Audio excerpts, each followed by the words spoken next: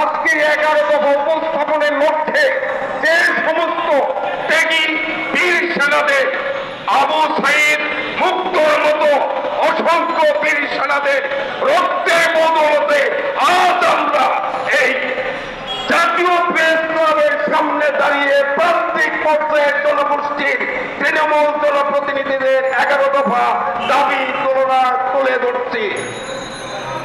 আমাদের সম্মানিত সমন্বয়ক ভাই বলেছেন, সময়ের প্রয়োজনে সম্মানী ভাতা বৃদ্ধি করতে হবে।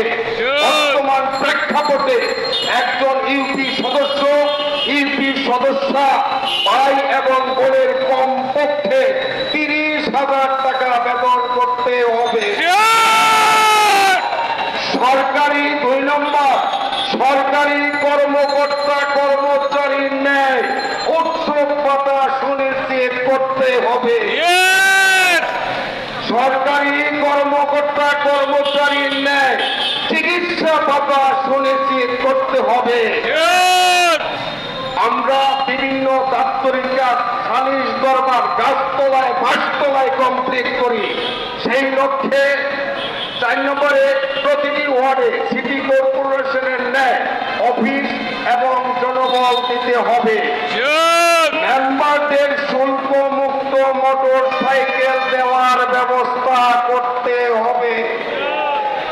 উপজেলা পরিষদের মাসিক সভায় কমপক্ষে একজন ইউপি সদস্য উপস্থিত থাকার বিধান সুনিশ্চিত করতে হবে। উপজেলা শৃঙ্খলা কমিটির সভায় আমাদের কমপক্ষে একজন ইউপি সদস্য ও একজন ইউপি সদস্য রাখার বিধান সুনিশ্চিত করতে হবে।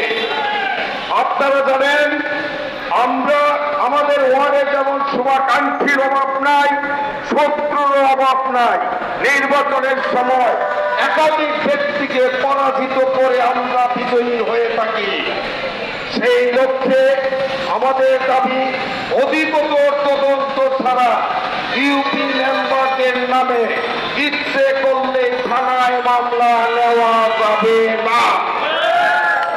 সংশ্লিষ্ট কর্তৃপক্ষের অনুমতি ছাড়া ইউপি মেম্বারদের আটক বা গ্রেফতার করা যাবে না। 10 নম্বর, ইউপি মেম্বারগণকে টিএডিএর বিধান সুনিশ্চিত করতে হবে। ইউপি স্ট্যান্ডিং কমিটির দায়িত্বপ্রাপ্ত মেম্বারদের সম্মানী ও সভা খরচ নিশ্চিত করতে হবে। ধন্যবাদ সাংবাদিক বন্ধুগণ, আপনাদের অসংখ্য ধন্যবাদ। আমাদের মতো প্রান্তিক পর্যায়ে তৃণমূল জনপ্রতিনিধি, ক্ষুদ্র জনপ্রতিনিধির প্রতি সহানুভূতিপূর্বক আমাদের বার্তাগুলি